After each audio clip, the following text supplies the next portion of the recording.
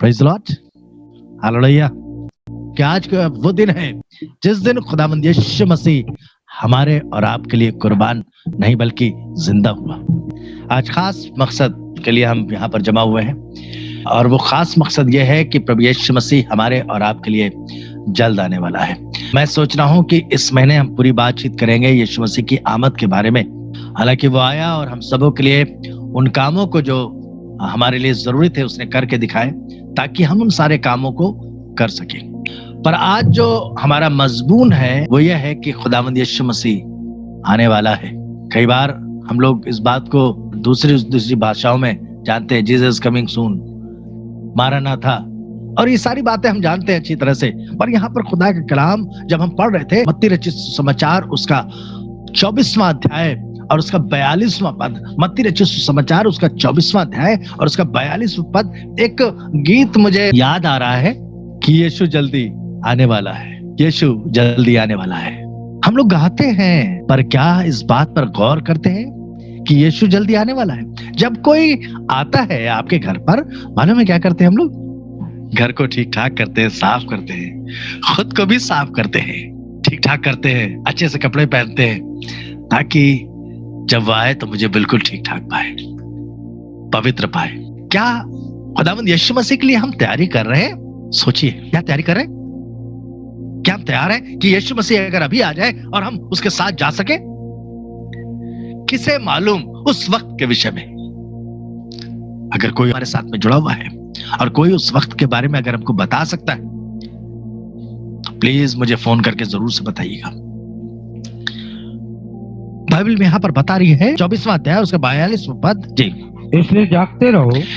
इसलिए क्या करो? जागते रहो। इसलिए जागते रहो क्योंकि तुम नहीं जानते कि तुम्हारा प्रभु किस दिन आएगा। कि तुम्हारा प्रभु किस दिन आएगा तुम जानते नहीं। क्या करो? जागते रहो। अब एक सो रहे क्या? जागे, एक दूसरे को ऐसे करके हिलाएं। घर पे है ना, हिलाए ऐसे करके, अगल बगल वाले को हिलाए, धीरे से धीरे धीरे हिलाए, ऐसे ना हाथ वाथ उखाड़ दे जी, हिलाए सबको, हिलाए। अगर बच्चा बगल में, बच्चा पापा को हिलाए, पापा बच्चे को हिलाए, हिलाए। जाग रहे ना? Praise the Lord, hallelujah. जाग रहे ना? यहाँ पर लिखा हुआ है इसलिए जागते रहो क्योंकि तुम नहीं जानते कि तुम्हारा प्रभु किस दिन आएगा। कि तुम्हारा प्रभु किस दिन आएगा। अगर इबादत चल रही हो, मैंने इस बात को कई बार प्रचार किया है, मैं बहुत सी बातों को सोच रहा था, मैं खुदा से दुआ करने लगा और खुदा ने मुझे बताया इस बात को, इसलिए जागते रहो क्योंकि तुम नहीं जानते कि तुम्हारा प्रभु किस दिन आएगा। क्योंकि तुम्हारा प्रभु किस दिन आएगा। क्योंकि ये जान लो यदि घर का स्वामी जानता होता कि चोर किस पहर आएगा तो जागता रहता। यानी क्या बताएं, जग तो रहे थे, 2 बजे तक हम जगे और 3 बजे जैसे ही मेरी आंख लगी, क्या बताएं, सब सामान ले गया, सारा सामान ले गया। एक परिवार में, मुझे माफ कीजिए, मुझे अच्छा नहीं लग रहा है, मैं हंसने लगा था उस दिन, वो रोने लगी और मतलब इस तरह से वो शख्स रो रहे थे कि मैं बड़ा चरज हो गया।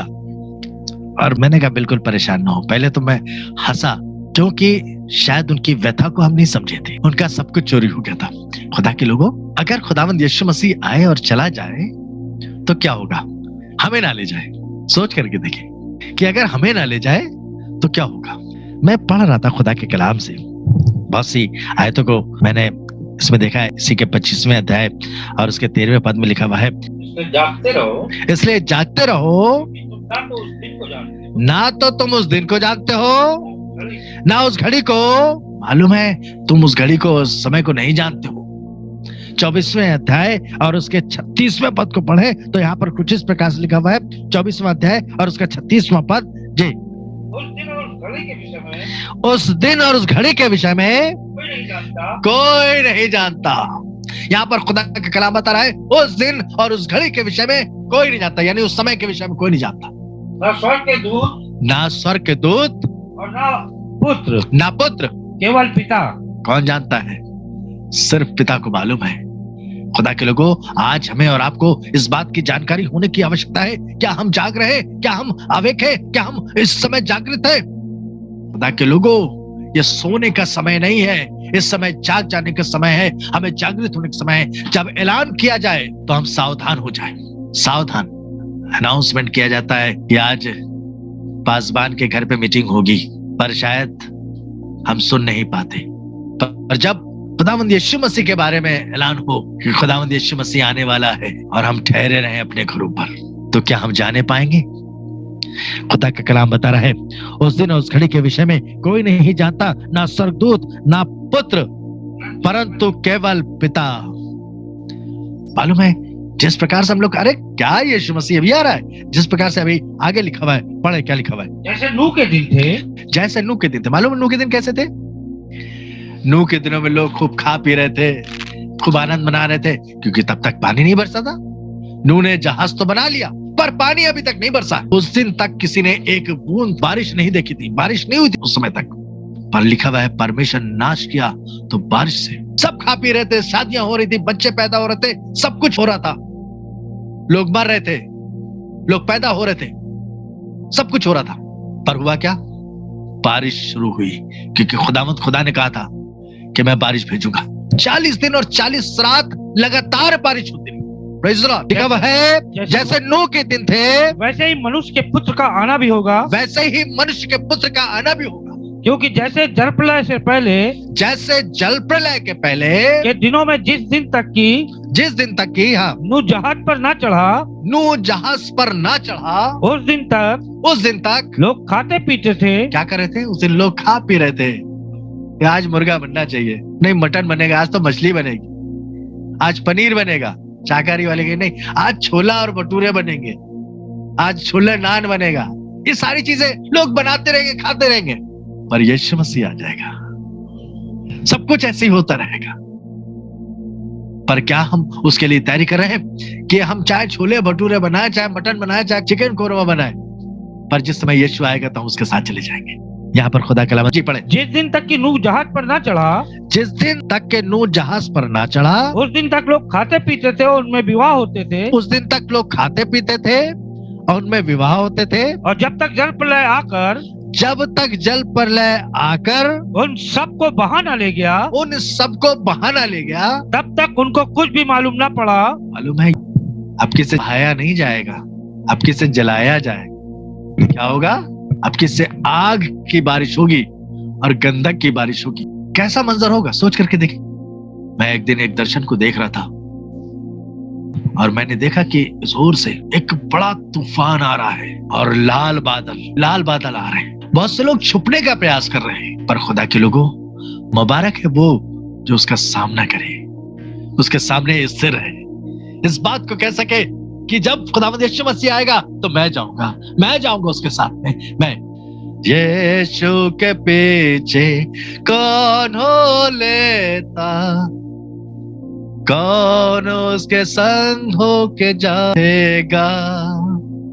क्या हम कह सकते हैं, मैं हूं तैयार उसकी पुकारा, कौन उसकी सना गाएगा। क्या कह सकते हैं? मैं हूं तैयार, अभी तैयार, यीशु के पीछे कौन हो लेता, यीशु के पीछे कौन हो लेता, अभी हूं तैयार। यीशु के पीछे कौन हो लेगा? जब यीशु आएगा क्या हम उसके पीछे हो लेंगे? उस समय तुरही और प्रधान दूत का शब्द होगा। उस समय इस बात को जाने कि जिस समय प्रधान दूत का शब्द होगा, हर एक वो शख्स जो खुदावंद में पाया जाएगा, जो प्रभु यीशु मसीह की बाट जो रहा होगा, उस समय लिफ्ट कर जाएगा। वो क्या होगा? उस समय उठा लिया जाएगा। क्या हम उठाए जाएंगे? हम तैयार हैं? जो तैयार होगा वही उठाया जाएगा। आगे पढ़े कि आप लिखा हुआ है, अगर लूका रचित सुसमाचार उसका 21वां अध्याय और उसके 36वें पद को पढ़ें। लूका रचित सुसमाचार उसका 21वां अध्याय और उसका 36वां पद। इसलिए जागते रहो, उस घड़ी और समय के विषय में कोई नहीं जानता कि वो कब आएगा। क्या करो?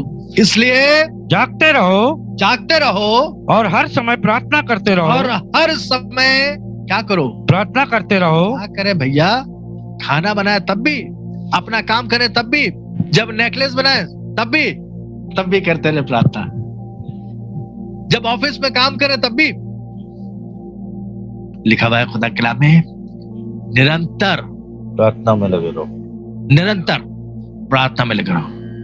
पहला थिस्सलुनीक का 5वां अध्याय और उसके 17वें पद में लिखा हुआ है कि निरंतर प्रार्थना में लगे रहो और हर बात में धन्यवाद करो, क्योंकि परमेश्वर में प्रभु यीशु मसीह की यही इच्छा है। उसकी इच्छा है कि उसका धन्यवाद करो, उसकी तारीफ करो, उसके नाम को मुबारक करो, उसका बाट जाओ, उसका इंतजार करो, क्योंकि खुदा कलाम बता रहा है इसलिए जागते रहो और हर समय प्रार्थना करते रहो। हर समय प्रार्थना करते रहो कि तुम इन सब आने वाली घटनाओं से बचने और मनुष्य के पुत्र के सामने खड़े होने के योग्य बनो। उसके खड़े होने के योग्य बन सको, उसके सामने खड़े हो सके। क्या उसके सामने हम खड़े हो सकते हैं? क्या हम तैयार हैं? इसलिए जागते रहो। फिर से इस आयत को पढ़ेंगे, इस बात को सुनिएगा जी। इसलिए जागते रहो जी और हर समय प्रार्थना करते रहो। और हर समय प्रार्थना करो। पहली चीज जागो और दूसरी चीज प्रार्थना करते रहो कि तुम इन सब आने वाली घटनाओं से आने वाली घटनाएं क्या होंगी? अगर पढ़ करके देखें मत्ती 24 उसका 40वां पद। उस समय 2 जन खेत में होंगे। एक ले लिया जाएगा। उस समय एक ले लिया जाएगा और दूसरा छोड़ दिया जाएगा। 50%। इस समय मैं देख रहा था, इसको लिखा हुआ 50%। जहां पर भी मैंने देखा 50%। क्या 100% नहीं? मालूम है 100% लोगों को खुदा ने छोड़ दिया। जब लोगों ने पश्चाताप किया, लोगों ने टाट ओढ़ा और राख पर बैठ गए, उपवास किया, प्रार्थनाएं की और खुदा ने अपनी मनसा बदल दी, तब लिखा हुआ है 100%। 1,20,000 से अधिक लोग बचा लिए गए, वे सब बच गए। क्या हम नहीं बच सकते? क्या 50% जो परमेश्वर ने खुदा के कलाम में लिखा हुआ है कि मैं कदापि उनको न छोड़ूंगा, लिखा हुआ है 40 दिन के बाद में वो नींद में रहकर नाश कर दिया जाएगा। पर परमेश्वर ने अपनी मनसा क्यों बदल दी? प्रार्थना के दौरान लिखा हुआ है, तभी लिखा हुआ है निरंतर प्रार्थना करते रहो। हमें प्रार्थना करने की जरूरत है। हमें लिखा हुआ है 2 जन उस समय 2 जन खेत में होंगे, एक ले लिया जाएगा और दूसरा छोड़ दिया जाएगा जी। 2 स्त्रियां चक्की पीसती रहेंगी। 2 स्त्रियां क्या कर रही होंगी? चक्की पीसती होंगी जी। एक ले ली जाएगी और दूसरी छोड़ दी जाएगी। 2 स्त्रियां भले ही सोया मेथी निकाल रही हो, एक आलू छील रही हो, एक आलू काट रही हो, एक सब्जी बना रही हो, एक रोटी बना रही हो। 2 शख्स, एक गारा बना रहा हो, एक ईटा रख रहा हो। एक ले लिया जाएगा और एक छोड़ दिया जाएगा। सारी चीजें नहीं लिखी जा सकती, पर खुदा का कलाम बता रहा है। इसके 29वें पद को पढ़ें। उस दिन के क्लेश के तुरंत बाद जी सूर्य अंधियारा हो जाएगा। घटनाएं जो होंगी वो इस तरह से होंगी। सूर्य कैसा हो जाएगा? अंधियारा हो जाएगा जी। और चंद्रमा का प्रकाश जाता रहेगा और तारे आकाश से गिर पड़ेंगे। मालूम है पृथ्वी छोटी सी और तारे बहुत बड़े बड़े, पृथ्वी से कई गुना बड़े हैं तारे। जो हमें छोटे छोटे दिखते हैं चमकदार, तारे कई गुना बड़े हैं पृथ्वी से जी। वे गिर पड़ेंगे और आकाश की शक्तियां हिलाई जाएंगी। तब मनुष्य के पुत्र का चिन्ह आकाश में दिखाई देगा। Praise the Lord. जब प्रभु यीशु मसीह का चिन्ह आकाश में दिखाई देगा जी, तब पृथ्वी के सब कुलों के लोग छाती पीटेंगे। क्या करेंगे? छाती पीटेंगे। और मनुष्य के लोग छाती पीटेंगे जब इस मंजर को देखेंगे। लिखा हुआ है समय बादलों पर आकाश में चिन्ह दिखाई देगा खुदावंद यीशु मसीह का। यीशु मसीह लिखा हुआ है उस समय तो नहीं आएगा, पर यहाँ पर लिखा हुआ है उस समय सिर्फ चिन्ह दिखेगा। उस समय जब आकाश पर सूर्य और चंद्रमा और तारे ये सारी चीजें अपने स्थितियों को बदल देंगे। सूर्य अंधेरा हो जाएगा, चंद्रमा की रोशनी चली जाएगी, तारे गिरने लगेंगे और लिखा हुआ है आकाश की शक्तियां हिलाई जाएंगी। तब मनुष्य के पुत्र का चिन्ह आकाश में दिखाई देगा और हर एक कुल छाती पीटेगा, हर एक शख्स छाती पीटेगा। क्यों छाती पीटेगा? उस समय वही छाती पीटेगा जो उठाया नहीं जाएगा। वो शख्स जो उठा लिया जाएगा वो जश्न मनाएगा, क्योंकि आकाश में परमेश्वर की बड़ी महिमा होगी। हम उस महिमा में शामिल होंगे। आमीन बोले सब लोग आमीन। अगर हम तैयार हैं तो लिखा हुआ है, इसीलिए जागते रहो और हर समय प्रार्थना करते रहो। तुम इन सब आने वाली घटनाओं से बचने और मनुष्य के पुत्र के सामने खड़े होने के योग्य बनो। हमें उसके योग्य बनने की जरूरत है। क्या हम उसके योग्य हैं? जब खुदावंद यीशु मसीह आएगा, क्या हम उसके साथ में जाएंगे? क्या हम उसके योग्य बन गए हैं? जागते रहो और विश्वास में स्थिर हो। इसलिए जागते रहो, हर समय प्रार्थना करते रहो कि तुम इन सब आने वाली घटनाओं से बचने जी और मनुष्य के पुत्र के सामने खड़े होने के योग्य बनो। हमें उसके योग्य बनने की जरूरत है। लिखे इसलिए पहला थिस्सलुनीके में लिखा हुआ है, कुरिन्थियों में भी लिखा हुआ है। पहला थिस्सलुनीके पढ़ के देखें, उसका 5वां अध्याय, उसका 6ठा पद। पहला थिस्सलुनीके 5वां अध्याय और उसका 6ठा पद। इसलिए हम औरों की नाई सोते ना रहें, पर जागते और सावधान रहें। क्या रहे? जागते रहे और सावधान रहे। इस आयत को अपने घरों पर लिख करके लगाइएगा। पहला थिस्सलुनीके उसका 5वां अध्याय, लूका उसका 21 अध्याय, उसका 36वां पद और फिर उसके ऊपर वाली आयत है। इसलिए जागते रहो कि तुम नहीं जानते कि तुम्हारा प्रभु किस दिन आएगा, पर हम उस दिन के लिए तैयार रहें, उस समय के लिए तैयार रहें, उस घड़ी के लिए तैयार रहें। अगर कोई कह दे कि हम आ जाएंगे और टाइम ना बताए, तो क्या टाइम मालूम नहीं किस वक्त आएगा। चलो देखते हैं, आने दो तब देखा जाएगा, आने दो तब देखा जाएगा। मैं आपको सच बता रहा हूं कि क्या खुदावंद यीशु मसीह की आमद होगी और हम जब वो आ जाएगा, उन कुंवारियों को अच्छी तरह से जानते हैं आप, जिनमें से कुछ तो तैयार रही और कुछ ने अपने कुप्पियों में तेल तक नहीं भरा। ऐ वो कुंवारियों जिन्होंने अभी तक अपने कुप्पियों में तेल नहीं भरा है। कुंवारी मालूम है क्या? कलीसिया।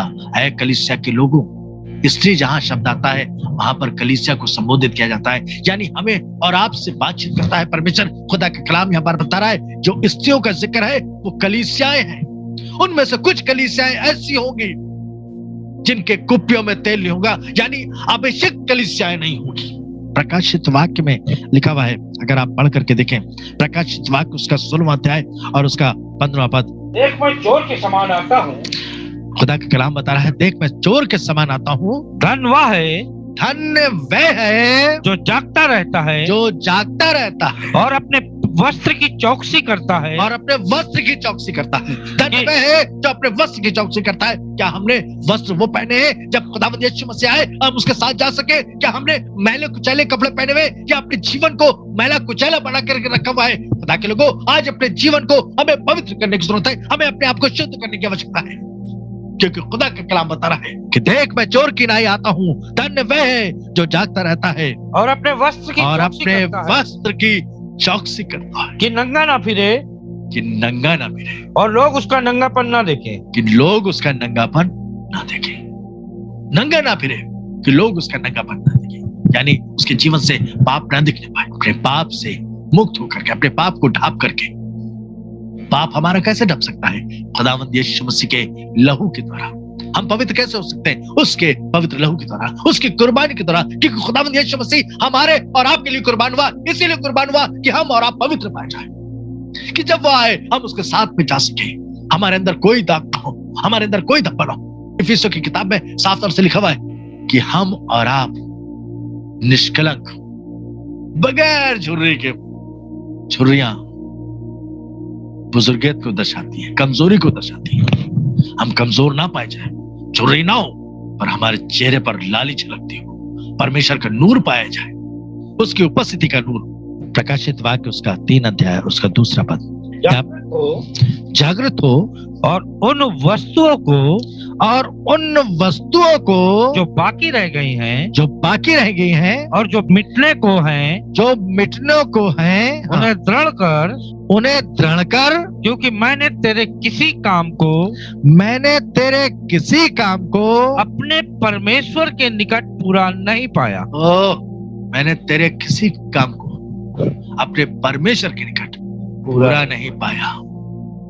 क्या हमने परमेश्वर के लिए वो सारे काम पूरे किए हैं? आज खुदा के लोगों, जाग जाने की जरूरत है। ऐसा ना हो कि खुदावंद यीशु मसीह आए और हमको सोता पाए। इसलिए सचेत रहो और जागते रहो, क्योंकि तुम्हारा विरोधी शैतान गरजने वाले सिंह की नाई इस खोज में रहता है कि किसे फाड़ खाए। और हमारे काम परमेश्वर के योग्य नहीं। तुम्हारा कोई भी काम, बाइबल बता रही है कि तुम्हारा कोई भी काम, क्या आज हमारे काम खुदा के योग्य है? आज अपने आप को चेक करें, उस खुदावंद की नजदीकी में जाओ, खुदावंद से कहें, खुदावंद आज से मैं जाऊंगा और मैं जाऊंगी, मैं तेरी नजदीकी में आऊंगा। जब खुदावंद तू आए तो हम तेरे साथ में होना चाहते हैं। हम अपने जीवन को पवित्र बना लें, अपने जीवन को शुद्ध करें, मेल करें, दोस्ती करें, पर मेल अपने परिवार में करें, अपने संबंधियों से करें, अपने रिश्तेदारों से करें, अपने मित्रों से करें। हमारी दोस्ती दुष्टता की दोस्ती ना हो, व्यभिचार की दोस्ती ना हो। हमारा मेल शांति को पैदा करे, क्योंकि ये मेल आत्मा का फल है और मेल शांति को दूसरा रूप है। खुदा का कलाम बताता है, मेल जहां पर लिखा हुआ है वहां पर कोष्टक में शांति लिखा हुआ है। यह आत्मा का फल है। खुदा के लोगों, ये हमारे जीवन में होने की जरूरत है। जब हम ऐसा करेंगे तो हम खुदावंद के साथ में रहने पाएंगे। ऐसा ना हो कि खुदावंद आए और हमको उस काम से वंचित पाए जो खुदा ने चाहा है। आज अपने कामों को खुदावंद के योग्य बनाएं। खुदा से दुआ करें।